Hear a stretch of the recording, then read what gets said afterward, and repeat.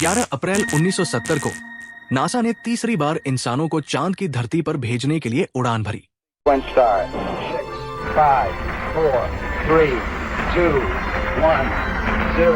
All engine running. We have a liftoff. Liftoff on Apollo 11. इससे पहले NASA 2 बार सफलतापूर्वक इंसानों को चांद पर उतार चुका था। इस मिशन को सफल बनाने के लिए नासा की सैकड़ों लोगों की टीम हर पहलू पर निगरानी रख रही थी।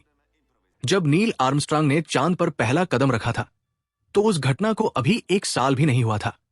इस उड़ान में 3 एस्ट्रोनॉट्स थे जिनका सपना चांद पर कदम रखने का था।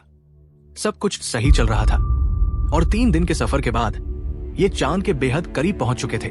कुछ ही घंटों में ये चांद पर लैंड करने वाले थे। उनका अंतरिक्ष यान गोली की रफ्तार से भी तेज चल रहा था, लेकिन अचानक एक जोरदार धमाके की आवाज सुनाई दी। जैसे ही धमाका हुआ, स्पेसक्राफ्ट के सारे अलार्म बजने लगे और यान पूरी तरह से हिल गया, जैसे अंतरिक्ष में मृत्यु उनके करीब आ रही हो। जब एस्ट्रोनॉट्स ने अपने इंस्ट्रूमेंट पैनल को देखा तो पता चला कि एक ऑक्सीजन टैंक ब्लास्ट हो चुका था और उसकी सारी ऑक्सीजन खत्म हो चुकी थी। दूसरा ऑक्सीजन टैंक तेजी से लीक हो रहा था। अब एस्ट्रोनॉट्स अंतरिक्ष में इतने दूर खो चुके थे कि वो नया रिकॉर्ड बना चुके थे। चांद पर उतरना तो दूर की बात, अब सवाल ये था कि क्या ये एस्ट्रोनॉट्स धरती पर जिंदा वापस आ पाएंगे या नहीं। सच में अपोलो 13 की ये कहानी दिल दहला देने वाली थी। एक ऐसी घड़ी में जब मौत हर पल उनके पास थी। 20 जुलाई 1969 को अपोलो 11 के एस्ट्रोनॉट्स नील आर्मस्ट्रांग और बज एल्ड्रिन ने चांद की धरती पर पहली बार कदम रखा, जो इंसानियत के लिए एक बड़ी उपलब्धि थी। उस समय लोग नासा के मून मिशन को लेकर बहुत उत्साहित थे। नासा के वैज्ञानिकों ने इंसानों को चांद की धरती पर उतारा और सुरक्षित वापस भी लाए। इसके ठीक 4 महीने बाद नासा ने अपोलो 12 को लॉन्च किया और फिर से 2 एस्ट्रोनॉट्स को चांद की धरती पर उतारा। हालांकि अब लोग अपोलो प्रोग्राम में उतना रुचि नहीं ले रहे थे और सरकार को यह लगने लगा था कि बार बार चांद पर जाना कोई फायदा नहीं है। नासा के अपोलो प्रोग्राम में बहुत खर्च हो रहा था और अमेरिका वियतनाम युद्ध में भी शामिल था। सरकार चाहती थी कि नासा के बजट को कम करके उसे वियतनाम युद्ध में लगाया जाए, लेकिन नासा ने अपोलो प्रोग्राम को जारी रखने का निर्णय लिया और अपोलो 20 तक की योजना बनाई। अपोलो 13 का उद्देश्य चांद पर जाकर वैज्ञानिक परीक्षण करना और चांद के निर्माण के बारे में जानकारी प्राप्त करना था, ताकि पृथ्वी की उत्पत्ति के बारे में भी कुछ पता चल सके। 11 अप्रैल 1970 को अपोलो 13 को लॉन्च किया गया। इस लॉन्च को देखने के लिए केवल 2 लाख लोग पहुंचे थे, लेकिन अपोलो 11 के लॉन्च को देखने के लिए 70 लाख लोग मौजूद थे। इससे आप अंदाजा लगा सकते हैं कि अपोलो प्रोग्राम में लोगों की रुचि कितनी घट चुकी थी। अपोलो 13 का लॉन्च सफल रहा और अब 3 दिन के बाद ये चांद पर पहुंचने वाले थे।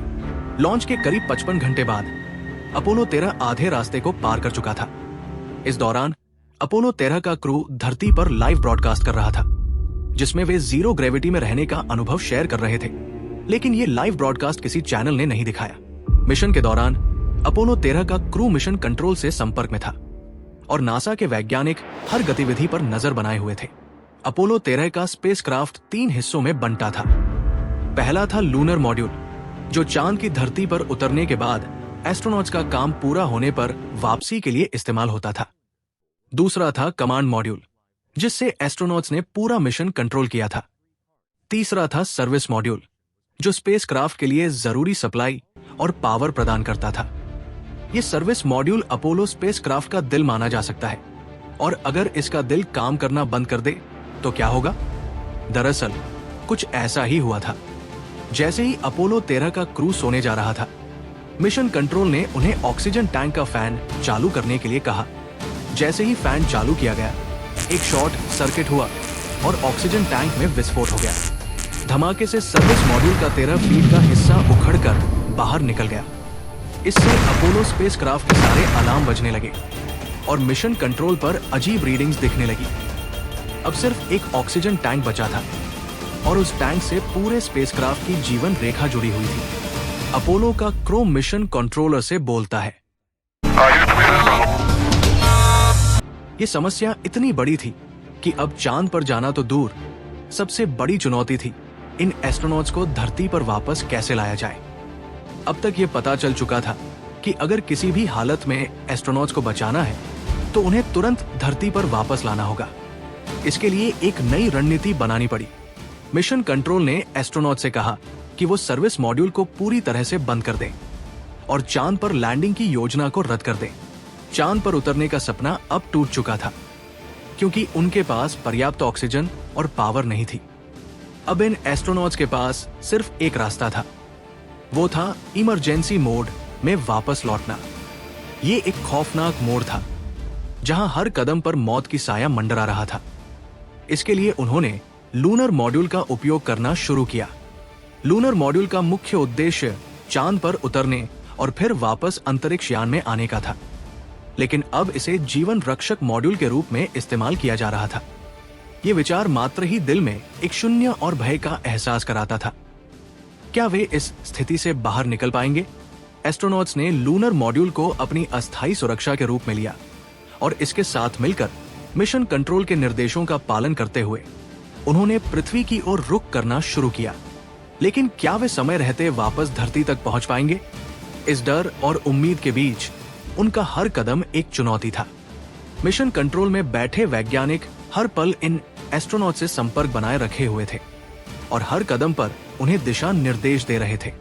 ये एक खतरनाक स्थिति थी, क्योंकि पूरे अंतरिक्ष यान के लिए ऊर्जा, पानी और ऑक्सीजन की कमी हो रही थी। हर एक सांस में भारी डर और चिंता थी, जैसे कि ये आखिरी सांसें हो सकती थी। समय के साथ इनकी स्थिति और भी गंभीर हो रही थी। हालांकि एक दूसरे से संपर्क और लूनर मॉड्यूल का इस्तेमाल करके एस्ट्रोनॉट्स ने पूरी तरह से संयम बनाए रखा। उनकी बहादुरी और हिम्मत ने ही उन्हें इस स्थिति से बाहर निकालने का रास्ता दिखाया। अपोलो 13 के एस्ट्रोनॉट्स का आत्मविश्वास और मिशन कंट्रोल की टीम का सामूहिक प्रयास इस मिशन की सफलता में अहम भूमिका निभाता है। 17 अप्रैल 1970 को अपोलो 13 ने धरती पर सुरक्षित लैंड किया, लेकिन ये सिर्फ एक लैंडिंग नहीं थी, ये एक चमत्कारी वापसी थी। इस मिशन को एक बड़ी चुनौती माना गया था, लेकिन ये दिखाता है कि असंभव को भी संभव बनाया जा सकता है जब इंसानियत और विज्ञान एक साथ मिलकर काम करते हैं। ये मिशन केवल एक टेक्निकल सफलता नहीं थी, बल्कि ये उम्मीद और विश्वास की मिसाल बन चुका था।